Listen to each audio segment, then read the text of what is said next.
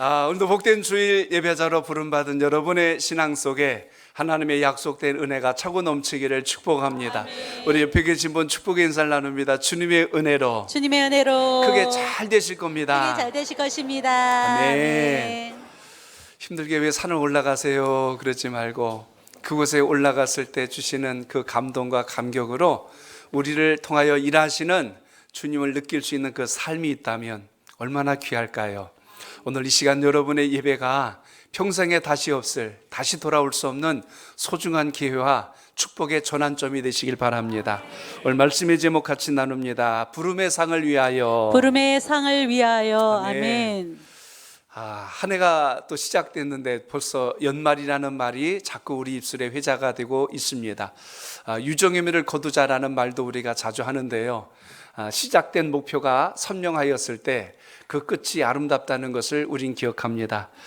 인생을 성공한 사람들의 비결을 이렇게 분석해 보면 크게 두 가지로 정리할 수가 있습니다. 하나는 선택이고요, 하나는 집중이라고 표현할 수 있습니다. 자, 한번 따라합니다. 선택, 집중. 오늘 이야기를 여러분과 같이 말씀을 통해서 나누려고 합니다. 내가 무엇을 붙들었느냐에 따라서 열매가 달라지듯 여러분의 선택은 오늘 이 자리에 여러분을 있게 했고 그것이 우리에게 열매가 된다는 것입니다. 심사숙고해서 여러분이 많은 것을 선택하며 한 해를 달려오셨을 겁니다. 어떤 선택은 좋은 선택이 되었을 때가 있고 어떤 선택은 후회스러운 선택이 될 수도 있었을 것입니다. 그러나 이 모든 것이 어우러져서 결국 오늘 여러분을 이 자리에 있게 했을 뿐만 아니라 여러분을 이 자리에다 던져놓으신 하나님이 아니라 여러분을 계속해서 이끄시는 분이 우리 주님이란 사실을 꼭 잊지 않길 바랍니다. 좋은 결과를 얻지 못하였다 하여서 인생이 실패한 것이 아니라 더 나은 것을 어떻게 붙들 수 있을까, 이 지혜를 가지고 여러분 마음속에 집중하는 능력이 살아있기를 바랍니다. 출애굽기를 보면 이스라엘 백성들이 하나님의 말씀을 듣고 은혜를 입어서 그들이 선택은 참 잘했어요. 모세를 통해서 그 백성들이 애굽 땅에서 430년이라고 하는 긴 시간 동안 종살이를 하고 있다가 모세가 애굽으로 내려와서 하나님의 백성들을 이끌고 나갈 때 10재앙을 애굽에 하나님의 말씀으로 선포하죠. 결국 하나님의 백성들이 하나님의 능력을 알았어요. 그리고 모세를 붙들고 약속의 땅을 선택합니다. 그들이 광야길을 떠나는데요, 문제가 생깁니다. 선택은 잘했는데 뭘 못했냐면 집중을 못하는 거예요.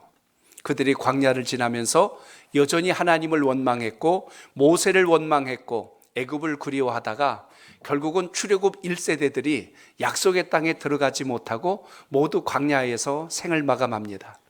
여기서 우리가 발견할 수 있는 중요한 지혜가 있습니다. 선택도 중요하지만 끝까지 붙들 수 있는 능력이 더 귀하구나. 오늘 이것이 여러분에게 있길 바랍니다. 그러므로 오늘 선택이 잘못돼서가 아니라 하나님의 뜻에 집중하지 못함으로 인하여 열매가 없다는 걸 생각한다면 오늘 주님 말씀을 통하여 한 번 더 여러분이 오늘 무엇을 다짐하고 어떤 새로운 각오를 가져야 될까 결단하는 시간이 되시길 바랍니다.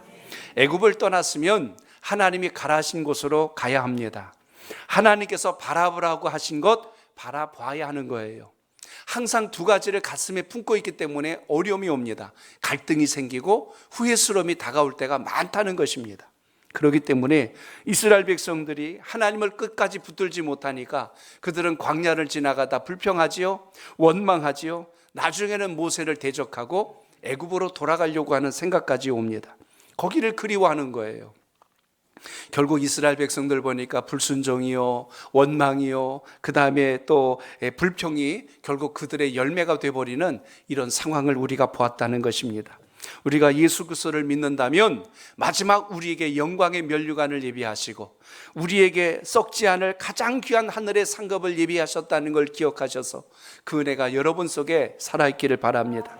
오늘 찬양대가 찬양을 해주셨는데요, 착하고 충성된 종아 내가 참으로 잘하였도다. 마지막 주님 품 안에서 우리가 들어야 할 음성이 이 말씀이 되시길 바랍니다.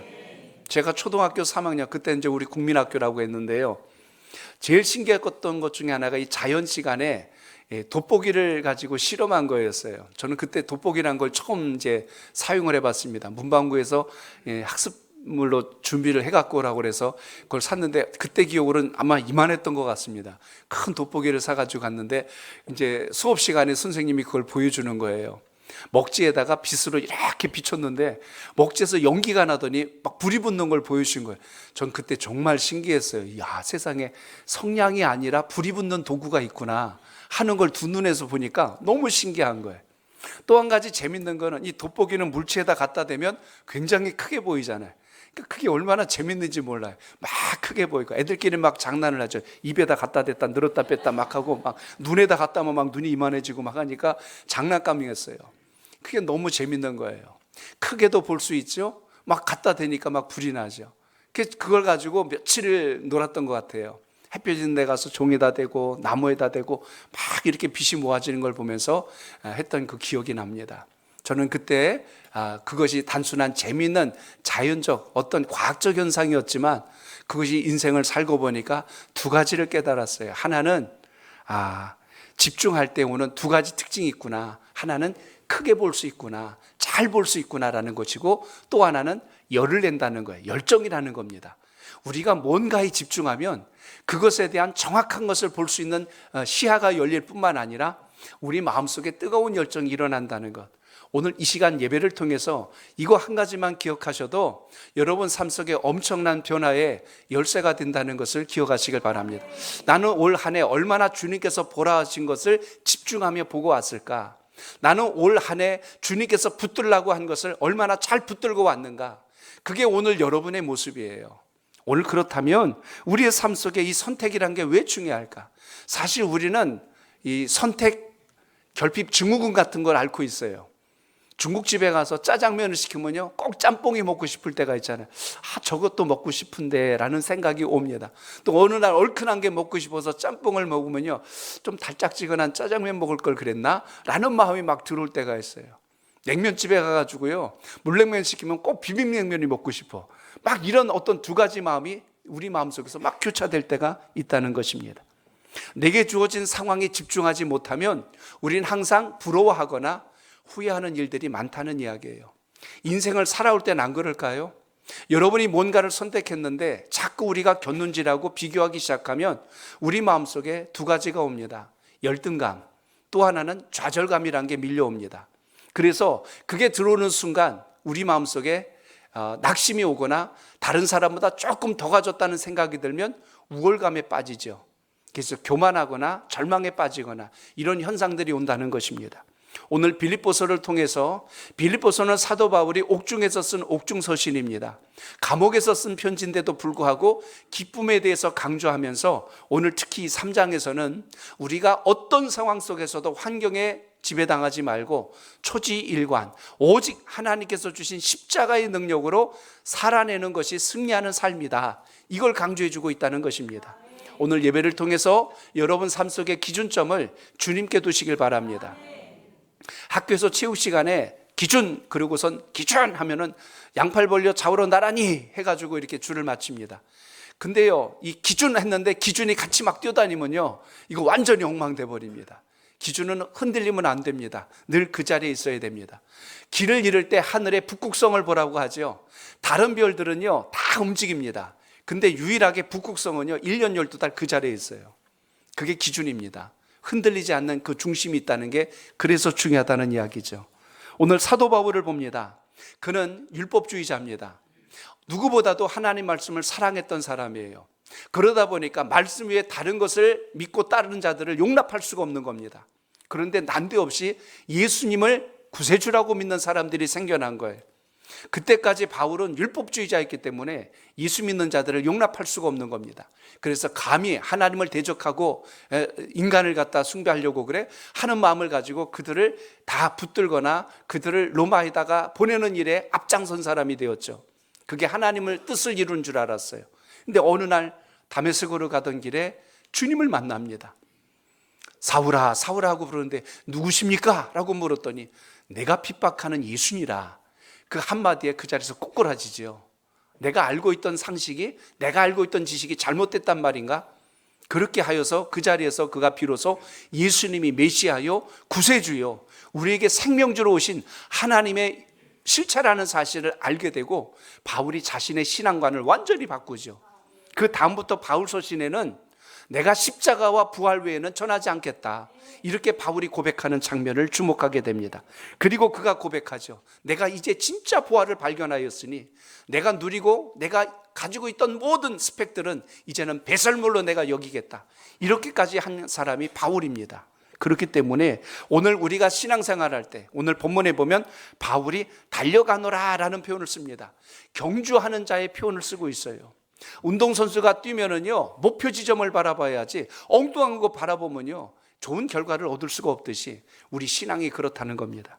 그래서 올 한 해 얼마 남지 않는 시간을 통해서 여러분에게 다시 한 번 더 주님께서 우리에게 믿음의 경주를 할 때 어떤 자세를 가지고 해야 될까, 오늘 그 세 가지 원리를 나누고자 합니다. 자, 저를 따라합니다. 믿음의 사람은 목표가 분명합니다. 목표가 분명합니다. 오늘 12절을 같이 읽어보겠습니다. 시작. 내가 이미 얻었다 함도 아니요 온전히 이루었다 함도 아니라 오직 내가 그리스도 예수께 잡힌 바 된 그것을 잡으려고 달려가노라. 아멘. 오늘 12절에 보니까요, 오직 내가 그리스도 예수께 잡힌 바 된 그것을 잡으려고 간대요.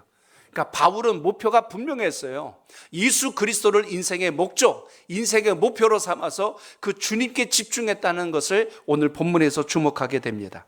특히 오늘 12절 말씀을 보면 이미 그 앞에서 10절과 11절에서 고백했던 것처럼 그리스도와 완전한 연합을 내가 아직 온전하게 이루지 못하였고, 그리고 부활을 내가 아직 경험하지 못하였다, 이렇게 지금 고백하는 것을 보게 됩니다. 그러니까 우리의 신앙은 완성된 완성체가 아니라 성장해 가고 변화되어 가고 성숙되어 가고 있다는 사실을 이 장면에서 주목합니다. 그래서 여러분의 인생을 우리 이렇게도 표현하자. 우리의 인생은 공사 중입니다, 이겁니다. 우리는 날마다 세워져 가고 날마다 완성되어 가고 날마다 온전함을 이루어가고 있다는 것, 이걸 오늘 기억하시길 바랍니다. 그러니까 인생은 나이 들어서 늙는 게 아니라 우리 통상 익어간다는 표현을 하죠. 성숙한다, 이렇게 우리가 성장해 간다라는 의미에서 이것을 보셔야 합니다. 잘못 익으면 썩는다고 그래요. 근데 우리는 썩는 인생이 아니라 숙성되어 갑니다. 잘 익어갑니다. 최고의 인생의 맛을 내는 그 절정기에 이를 수 있도록 성숙되어가는 신앙의 모습이 우리의 삶 속에도 있기를 바랍니다. 그래서 바울이 고백합니다. 온전히 이루었다 함도 아니라는 건 내가 완성됐다고 말하는 것이 아니다. 나는 지금도 오직 예수 그리스도 십자가를 바라보고 달려가고 있다, 이렇게 바울이 고백합니다. 그래서 오늘 여러분, 우리의 인생에 누구에게 붙들려야 돼요? 예수 그리스도에게 붙들리는 은혜가 있기를 바랍니다. 그럴 때 비로소 우리가 영적 성장도 오는 거고요, 인생의 변화도 오는 것입니다. 예수님을 10년 20년 믿었는데도 달라지지 않는 이유가 있다면 정확합니다. 집중하지 않는 거예요. 주님을 온전하게 붙들지 않는 겁니다. 두 가지를 붙들고 가는 거예요. 이것도 좋고 저것도 좋고. 그런 목표가 둘로 갈라져 있기 때문에 열매가 자연히 따라올 수가 없다는 것입니다. 그렇기 때문에 오늘 여기서 달려가노라 라는 표현을 씁니다. 이 단어의 원뜻은 추적한다는 거예요. 추적이란 뜻은 마치 사냥감을 사냥하는 그 어떤 동물의 모습과도 같습니다. 사냥을 하거나 아니면 경기하는 선수의 모습을 빗댄 말씀이 오늘 달려가노라 이 단어 속에 담겨 있습니다. 언젠가 동물의 왕국에서요, 호랑이가 사슴을 잡아먹으려고 막 쫓아가는 걸 봤어요. 엄청나게 빠른 속도로 가는데 사슴도 이에 질세라 얼마나 빨리 뛰는지 모릅니다. 근데 항상 우리는 약자 편이잖아요. 사슴이 안 붙들렸으면 좋겠어. 그래서 이리 뛰고 저리 뛰고 막 가다가 또 방향을 전환하면 호랑이는 덩치가 크니까요, 가다가 또 막 늦췄다가 또 쫓아오고 그래요. 근데 결국에 가서는 나중에 혀가 쭉 나와가지고 못 잡아요. 포기해버리더라고요. 거기서 저는 중요한 지혜를 봅니다. 사슴은 살았고 호랑이는 못 잡았어요. 이유가 뭘까? 제가 사슴에게 물어보진 않았는데 생각해 보니까 그래요. 사슴은 나 오늘 잡히면 죽는다, 목숨을 걸고 뛰었어요. 근데 호랑이는 어떤 마음을 가지고 뛰냐면 저거 못 잡으면 다른 거 잡으면 되지 뭐, 한 끼 식사 때문에 뛰었다는 이야기입니다. 목숨을 걸고 뛰는 거하고 한 끼 식사를 놓고 뛰는 거하고는 자세가 달라요. 저거 아니면 다른 거 잡지. 나 오늘 이거 안 잡으면 죽는다. 이 마음으로 뛰는 사람하고 어떻게 그게 같을 수 있겠습니까? 신앙생활은 안 그럴까요? 예수님만이 나의 구주요, 나의 참된 복이요, 나의 구세주라고 믿고 신앙하는 사람하고 예수님도 좋고 뭐 다른 신도 좋고 막 그렇습니다. 하고 신앙하는 사람하고 열매가 어떻게 같을 수 있겠습니까? 그렇기 때문에 목표가 분명한 사람은요, 인생에 후회가 없습니다. 왜냐하면 그것을 향해서 최선을 다했기 때문에. 인생은 최고보다 더 귀한 게 뭐라고요? 최선을 다하는 것. 여러분의 삶 속에 주님을 향한 최선의 신앙이 있기를 바랍니다. 바울은 그래서 선줄로 생각하는 자는 넘어질까 조심하란 말을 했습니다. 고린도전서 10장 12절에 보니까 선줄로 생각하는 자는 넘어질까 조심하라. 인생의 제일 위기가 언제냐면 내가 서 있다고 생각하는 그 순간에 결국 방심으로 인하여 넘어질 때가 많습니다. 성경의 인물들을 보세요. 다윗을 보십시오. 인생의 절정기 최고 통일왕국을 이루고 모든 것이 다 평안해졌을 때 그에게 인생의 치명적인 유혹이 다가와서 결국 실수하는 것을 우리가 보게 됩니다. 오늘 여러분 삶 속에 다시 한 번 더 바울의 고백을 기억하십시오. 내가 예수 그리스도께 잡힌 바 된 그것을 향하여 달려간다. 오늘 그 달려가는 신앙이 여러분의 믿음이 되시길 바랍니다. 빌립보서 2장 12절을 보세요. 바울의 고백입니다. 시작. 그러므로 나의 사랑하는 자들아, 너희가 나 있을 때뿐 아니라 더욱 지금 나 없을 때라도 항상 복종하여 두렵고 떨림으로 너희 구원을 이루라. 아멘. 제가 이 12절 말씀에서 본 두 단어가 있습니다. 두렵고 떨림이란 단어예요. 우리가 신앙생활 할 때요, 항상 놓치지 말아야 될 게 이 두 가지 자세가 있어야 된다는 겁니다. 영적 긴장감의 끈을 놓는 순간 그 틈바구니를 악한 사단의 세력이 틈타온다는 걸 아셔야 됩니다. 그래서 도는 팽이는 쓰러지지 않아요. 바람을 맞고 나르는 여는 하늘 높이 올라갑니다. 이걸 생각한다면 우리가 주님께 잘 붙들려 있다는 게 왜 중요한가? 믿음 안에서 우리가 잘 돌아가고 있을 때가 왜 중요한가를 보셔야 됩니다. 매 주일마다 예배가 있다는 게 얼마나 감격스러운지 아십니까? 새벽마다 우리가 깨워 기도할 수 있는 은혜를 입고 있다는 것, 아침마다 눈을 뜨면서 주님을 생각할 수 있다는 것, 이게 매 순간 우리의 인생을 흐트러지지 않도록 지키시는 하나님의 울타리 안에 있다는 것을 잊지 않길 바랍니다. 오늘 아침도 여러분 이 예배 자리에 나오기 위해서 여러분은 많은 것을 포기하신 거예요.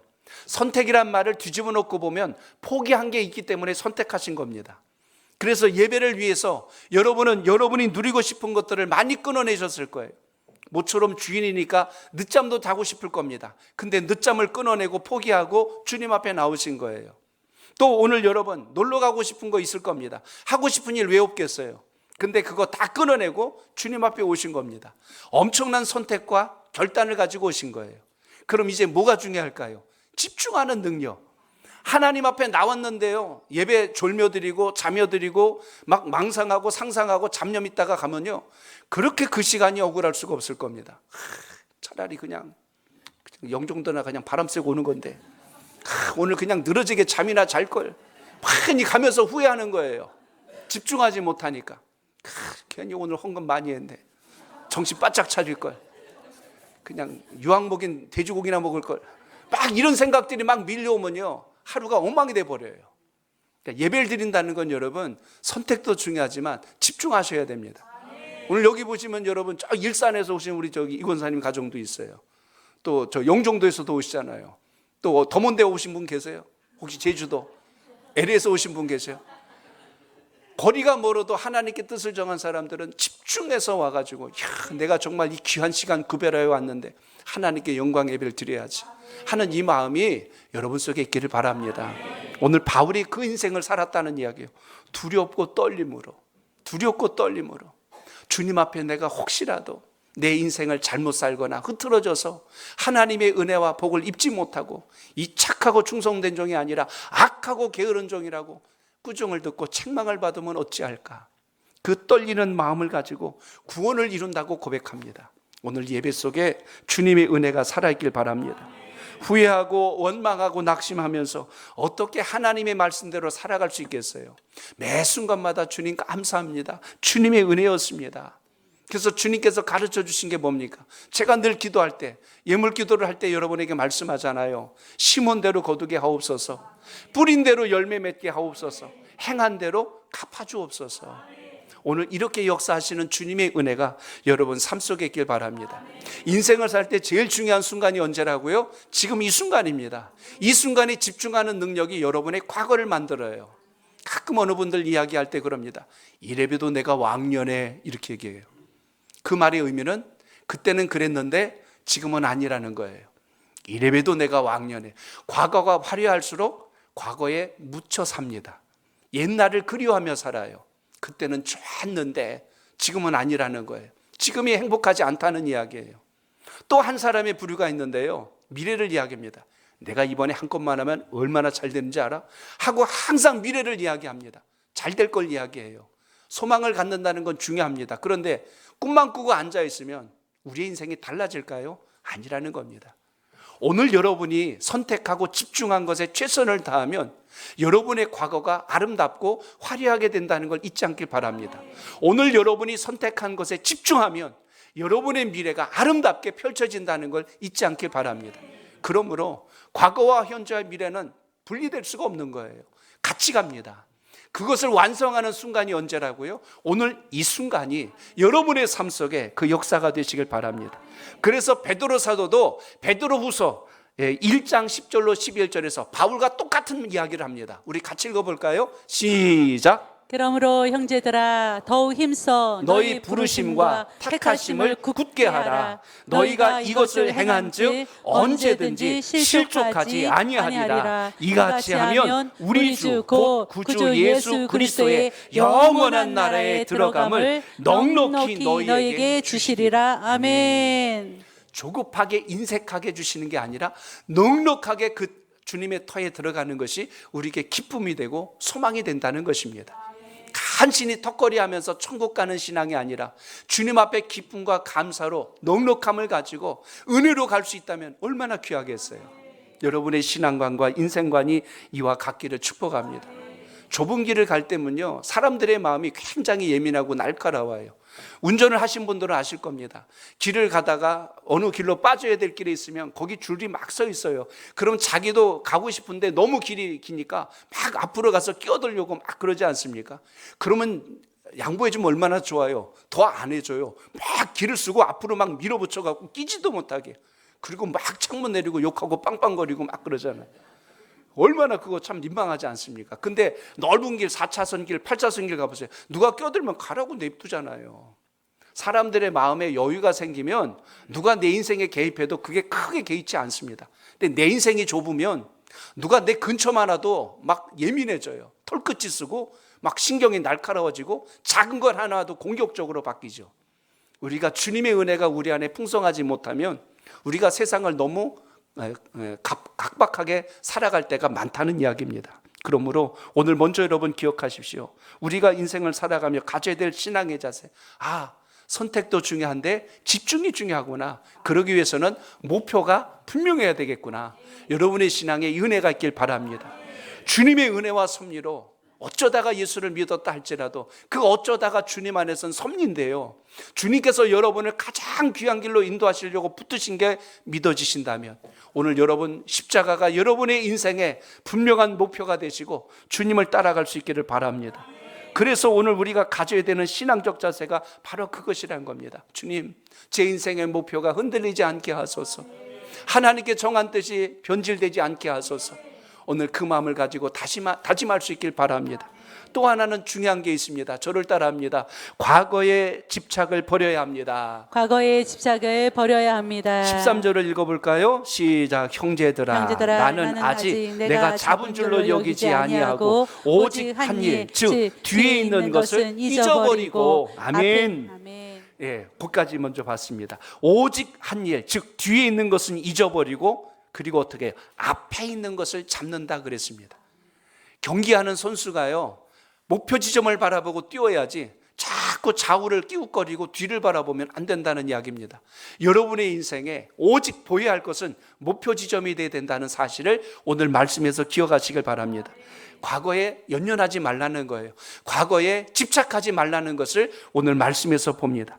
경주에 승리하려면 오직 표대를 바라보고, 오늘 여기 13절 말씀처럼 앞에 있는 것을 잡으려고 뛰어야지 뒤에 있는 것을 그리워하며 가면 안 된다는 것입니다. 바울이 그렇게 살았다는 거예요.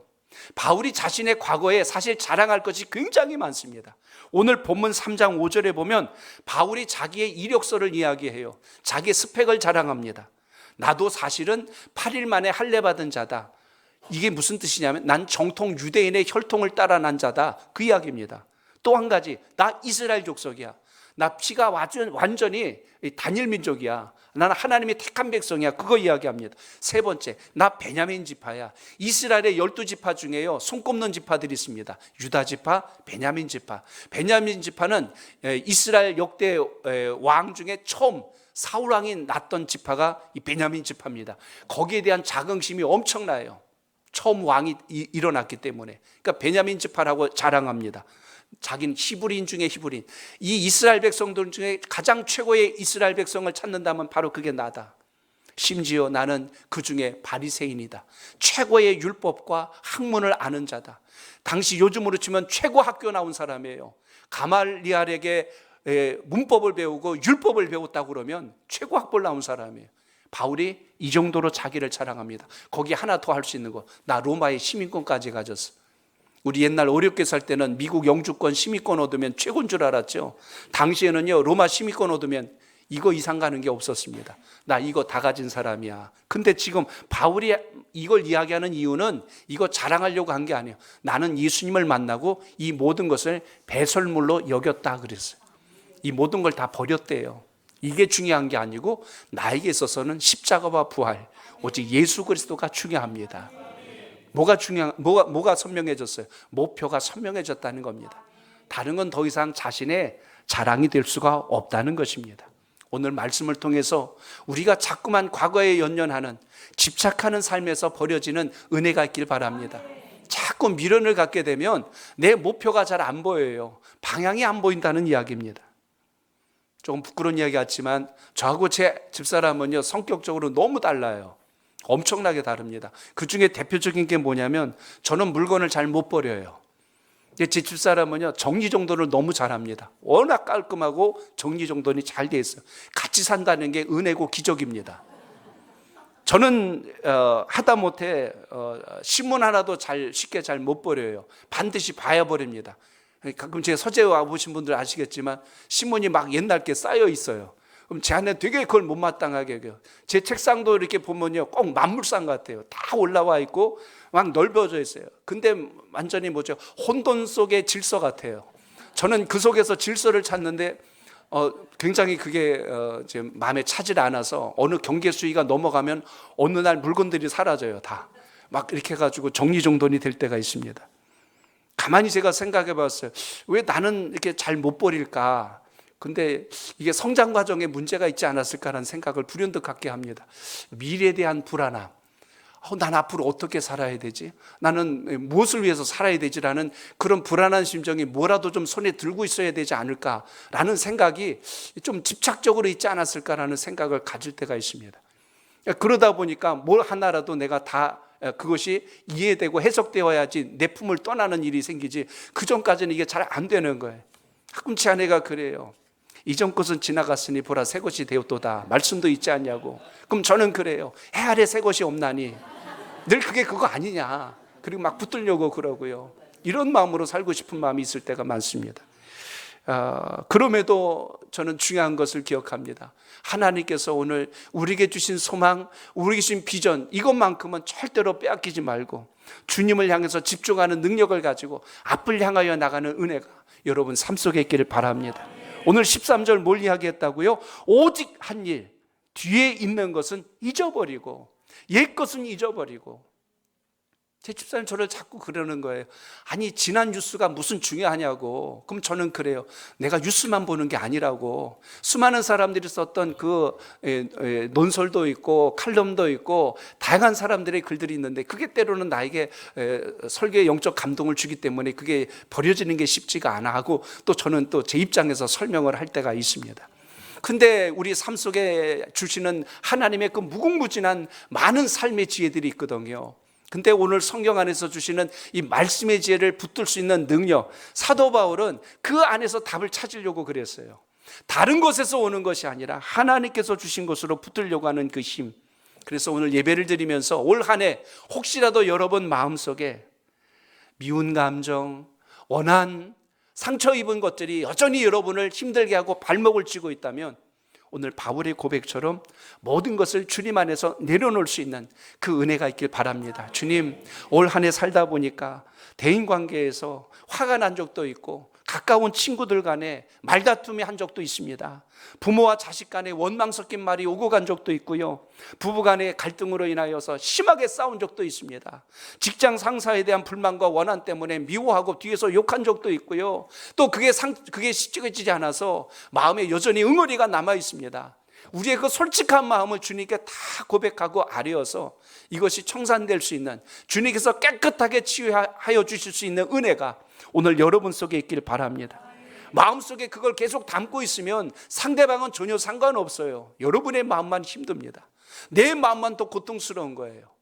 그래서 주님은 오늘 바울을 통해서 우리에게 말씀합니다.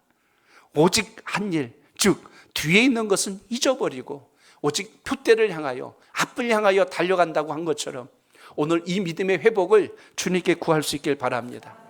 제가 한 예를 다시 들어드립니다. 출애굽기에 나온 이스라엘 백성들이 왜 실패했는가를 말씀드립니다. 그들에게 치명적인 약점이 있었어요. 그들은 정말 복 중에 복을 입은 사람들입니다. 400년이 넘도록 종살이했다는 건 3대가 넘게 이미 종살이로 살아왔다는 거예요. 익숙해져 있다는 이야기죠. 그런데 그들을 하나님께서 은혜를 베푸셔서 모세를 통하여 나오게 하셨잖아요. 그럼 이제 누굴 붙든 겁니까? 모세를 통하여 하나님의 말씀을 붙드는 거예요. 여기까지는 잘했는데 이들의 삶 속에 위기가 옵니다. 환난과 역경이 다가올 때 그들은 옛 습성대로 돌아가요. 다시 애굽을 그리워해요. 그들이 애굽을 떠나서 광야를 지나고 있다가 홍해 앞에 도달했을 때 뒤에서 바로의 군대가 추격해오자 그들의 입에서 나온 말을 우리 같이 읽어볼까요? 출애굽기 14장 11절로 12절 두 절을 봅니다. 시작.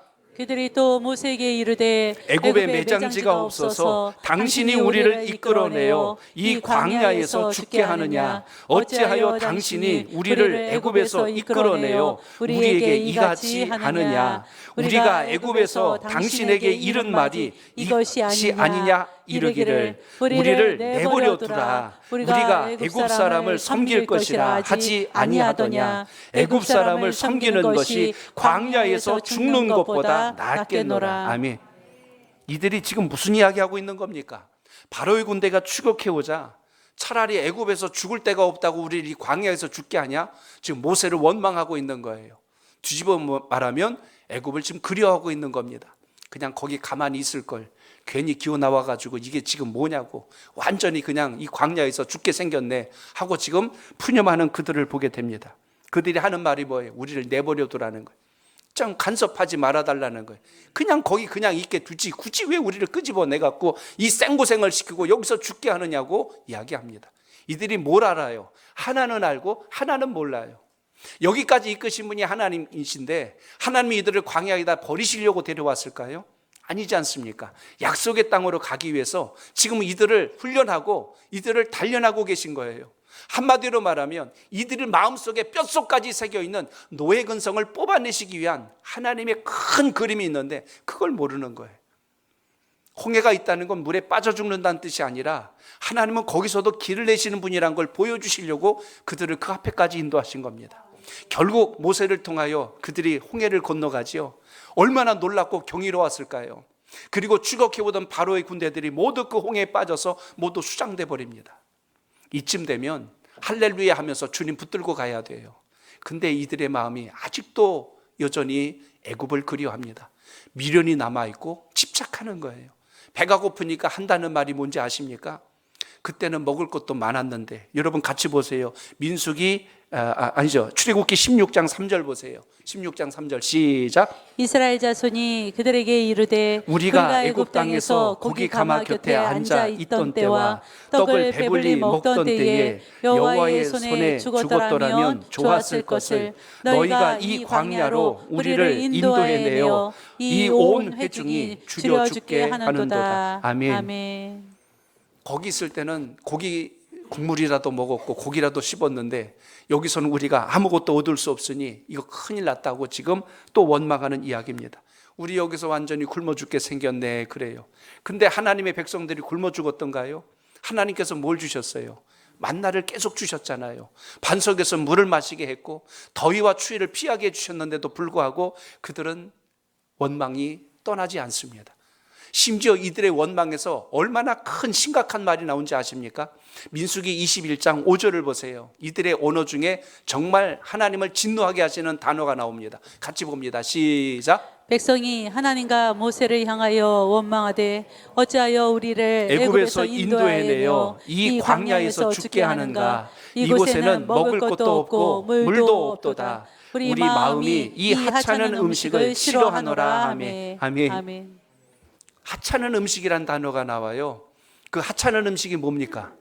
만나 이야기를 하고 있어요. 세상에 이럴 수가 있을까요?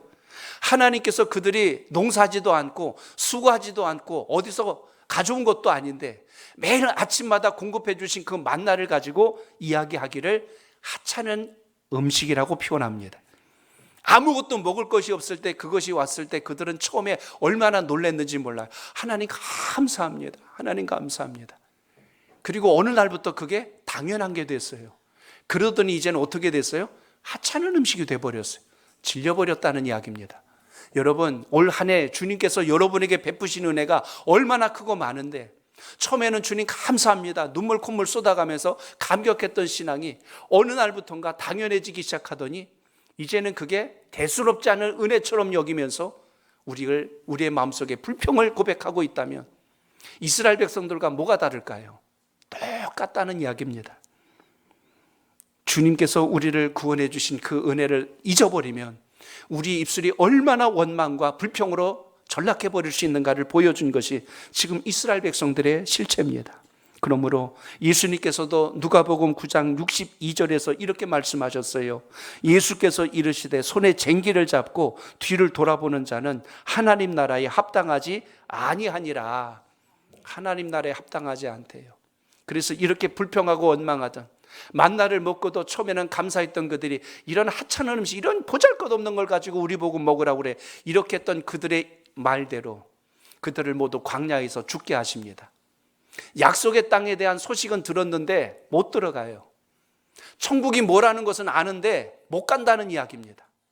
똑같이 예배드리고 신앙생활 평생도록 했는데 어떤 사람은 주님 품 안에서 착하고 충성된 종이라 품에 안기고 영광의 면류관을 쓰는 자가 있는가 하면 내가 너를 도무지 알지 못하니 내 갈 길을 가라고 문을 닫는 경우도 있습니다. 평생 신앙하면서 한결같은 두렵고 떨림으로 주님을 신앙할 수 있는 은혜가 여러분 믿음 속에 있길 바랍니다. 어느 글을 보니까요, 청년은 돈이 없다고 불평해요. 중년이 된 사람은 시간이 없다고 불평해요. 나이가 든 노년은요, 체력이 없다고 불평합니다. 그런데 우리가 시선을 조금만 바꾸면 얼마나 좋을까요? 청년이라는 것이 돈만 가지고 사는 건 아니지 않습니까? 젊은이들을 보면 참 귀한 게 화장 안 해도 어쩌면 그렇게 예쁜지 몰라. 좋은 옷 안 입어도 애들 말로 뽀대가 나. 야, 어쩌면 저렇게 참 그러냐. 근데 나이 들수록 꾸미고 가꾸고 변장하고 별짓을 다 해도 이게 좀 유지하기가 쉽지가 않잖아요. 잘 입어도 본전하기도 힘들 만큼 어려워집니다. 그러니까 젊음이 가졌다는 게 진짜 복 중의 복은 일단 뭘 가졌어요? 젊다는 게 일단 첫 번째 큰 복을 가졌는데 돈으로만 해석하려고 그러면 인생에 답이 안 나옵니다. 젊은 걸로만 끝인가요? 패기가 있고 열정이 있고 시간이 있고 많은 기회들이 주어져 있기 때문에 나이 들어서 가질 수 없는 걸 누리고 있기 때문에 감사하면서 최선을 다한다면 무궁무진한 꿈을 펼칠 수 있는 때가 젊음의 때 아닙니까? 나이가 중년 접어들면요, 논할 것 없이 평생도록 내가 뼈골 빠지게 돈 벌어가지고 처자식 먹여 살리고 지금 내 인생이 이게 뭔지 모르겠어. 나는 인생이 이래 하면서 인생을 허무해합니다. 이걸 좀 뒤집어 놓고 생각해 보세요. 그렇게 열심히 일하고 살아왔기에 여러분의 가정이 건강하게 지탱되어 오지 않았습니까? 아내가 자식이 행복하게 꿈을 펼쳐나갈 수 있도록 평안함을 누릴 수 있도록 더 넓게 본다면 우리나라가 우리 민족이 이렇게 전 세계 경제 강국 10손가락 안에 꼽는 민족으로 세워지는데 여러분의 그 열심과 수고와 애씀이 나라를 세우는데 이력을 감당했다면 애국자 아닙니까? 열심히 살아오시는데 왜 인생을 헛되게 살았다고 때로는 내 인생이 허무하다고 그렇게 말해서는 안 될 것 같습니다. 우리의 삶을 통해서 내 인생의 녹아짐으로 내 인생의 땀방울이 뭔가를 세우고 누군가에게 행복을 주었다면 그 인생은 정말 가치 있고 보람 있게 살았다는 사실을 잊으면 안 됩니다. 나이가 들었다고 해서 인생이 끝난 건 아니잖아요. 체력만 없지 꿈이 없고 시간이 없나요? 인생의 비전도 있지 않습니까? 여러분의 삶 속에 노년에 몸이 말을 듣지 않는다고 끝난 것이 아니라 그 인생을 살아오면서 경험했던 수많은 그 많은 삶의 경험들이 앞으로 인생을 살아갈 사람들에게 힘이 되고 덕이 되는 그 많은 이야기들을 나눌 수 있다면 그 인생 동안 얼마나 귀하고 복됩니까? 그렇기 때문에 우리의 삶의 방향을 어디에 초점을 맞추느냐가 정말 중요합니다. 하나님께서 주신 은혜 안에 믿음으로 살아갈 수 있는 은총이 여러분 삶 속에 있기를 바랍니다. 이제 여러분 우리 모두가 뭘 바라봐야 될까요? 젊은이가 되었건 중년이 되었건 노년이 되었건 우리는 이구동성으로 바울과 같이 하늘의 상급을 바라볼 수 있길 축복합니다. 한번 따라합니다. 하늘의 상급을 바라보아야 합니다. 상급을 바라보아야 합니다. 14절을 읽어볼까요? 14절 시작. 표대를 향하여 그리스도 예수 안에서 하나님이 위에서 부르신 부름의 상을 위하여 달려가노라. 아멘. 경주하는 자는 흔들리지 않는 표대를 향해서 모두가 지금 달려가고 있다는 것입니다. 우리 모두가 우리의 믿음의 표대인 예수 그리스도 십자가를 바라보고 달려가고 있다는 것입니다. 여러분의 표대가 세상에 말하고 있는 높은 지위나 아니면 학식이나 재물이 된다면 어떤 일이 생길까요? 물론 없는 것보다 있는 게 더 나을 수는 있습니다. 그러나 그게 목표가 될 때 얼마나 그 표대가 흔들리는가를 알아보십시오. 많이 배웠다고 해서 다 행복하던가요? 재물이 많다고 해서 다 복되던가요? 권세가 있다고 해서 다 이 땅에서 행복하던가요? 아닙니다. 그럼 우리는 아셔야 돼요. 그건 표대가 될 수 없는 거예요. 살아가면서 하나의 수단은 될 수 있지만 인생의 표대는 될 수가 없습니다. 그러나 예수 그리스도를 만나고 믿음을 따라 산 인생은요, 반드시 하나님께서 그 인생을 새롭게 역전시키셨다는 것을 기억하시길 바랍니다. 그렇기 때문에 오늘 여러분의 인생을 다시 주님 앞에 견고히 세워서 하나님의 뜻을 붙들고 승리하는 삶의 원리가 여러분 속에 있기를 바랍니다. 바울은 자신의 모든 과거의 삶의 화려한 스펙들을 배설물처럼 여긴다고 했습니다. 그래서 바울의 가장 고백의 절정은 바로 이겁니다. 내가 살아도 주를 위하여 살고 내가 죽어도 주를 위하여 죽나니 그러므로 사나 죽으나 우리는 주의 것이로다. 주님의 속한 자로 살아갈 때 가장 복 있다는 것을 오늘 예배 가운데 기억하시길 바랍니다. 바울의 13권의 편지 가운데 마지막 편지가 디모데후서입니다. 유언처럼 남긴 편지인데 그 마지막 구절에 나오는 그의 고백 속에 아주 중요한 대목이 나와요. 디모데후서 바로 4장 7절로 8절입니다. 우리 두 절을 읽어봅니다. 시작. 나는 선한 싸움을 싸우고 나의 달려갈 길을 마치고 믿음을 지켰으니 이제 후로는 나를 위하여 의의 면류관이 예비되었으므로 주께서 그날에 내게 주실 것이며 내게만 아니라 주의 나타나심을 사모하는 모든 자에게 도니라. 아멘. 아멘. 거기서 보시면 나를 위하여 의의 면류관이 예비되어 있다고 바울이 고백합니다. 나를 위하여 이미 그 영광의 면류관이 예비되어 있다고 그걸 확신하면서 고백하는 이 장면을 보십시오. 나는 선한 싸움을 싸웠다. 나의 달려갈 길을 다 마쳤다. 그리고 나는 끝까지 믿음을 지켰다. 바울을 보니까 선택을 잘했고 집중을 잘했어요. 그래서 자신에게 주어질 영광의 면류관을, 의의 면류관을 기다리고 있습니다. 오늘 예배를 드리시는 성도 여러분, 주님을 끝까지 사랑하고 하나님 말씀대로 믿음의 종도를 걸어서 주님 주신 상급과 평안이 여러분 삶 속에 영원토록 변치 않는 능력이 되시길 바랍니다. 미국의 한 유명한 회사에 직원을 채용하는 공고를 신문에 냈습니다. 이름만 대면 아는 회사입니다. 수많은 사람들이 그 신문 광고를 보게 되는데요, 신문 광고의 채용 조건이 이렇습니다. 능력만 된다면 남자, 여자 상관없습니다. 나이도 상관없습니다. 학력도 상관없습니다. 하고 써 있는 거예요. 능력만 된다면 남녀, 나이, 학력은 상관없이 채용합니다. 이 한 구절에 수많은 사람들이 구름대처럼 그 회사를 주목하게 됐습니다. 그런데 조건이 딱 하나 있었어요. 입시 시험을 특이하게 새벽에 치르겠다고 그랬어요. 새벽에 시험을 치르겠습니다. 신문 광고를 본 사람들이 그 소식을 듣고 이른 새벽에 그 회사 앞에 다 도착을 했습니다. 그런데 놀라운 일이 벌어진 거예요. 회사 문이 닫혀 있는 거예요. 아니, 새벽에 시험을 치른다고 했는데 왜 면접도 안 보고 문이 닫혀 있을까?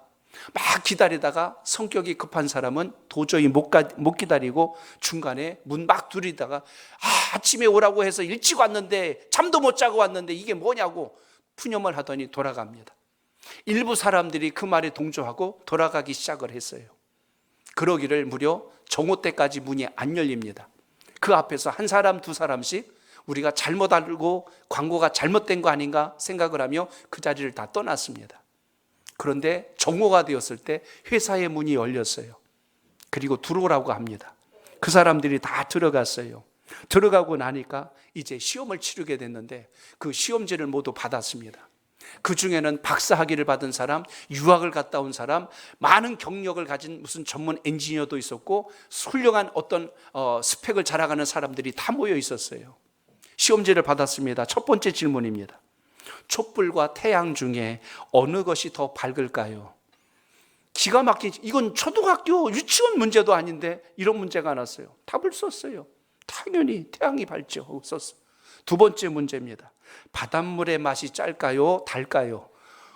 기가 막혀서 당연히 짜죠 썼는데 이런 문항이 거의 100문항 이상 간 거예요. 이런 질문과 답이. 쓰다가 중간에 어떤 사람이 펜을 탁 내려, 내가 이런 시험을 도대체 치라고 한 이 회사 수준이 이거밖에 안 되냐고 소리를 치면서 나가버렸어요. 별 사람들이 다 생기는 거예요. 이걸 시험이라고 내 수준을 뭘로 보고 막 자존심이 상해가지고 자기를 무시한 것 같아서 모욕감을 느끼고 한 사람 두 사람 떠나기 시작합니다. 그런데 마지막 문제까지 끝까지 푼 사람들이 있었어요. 그래서 나중에 이제 회사에서 이제 합격자 발표를 하는데요.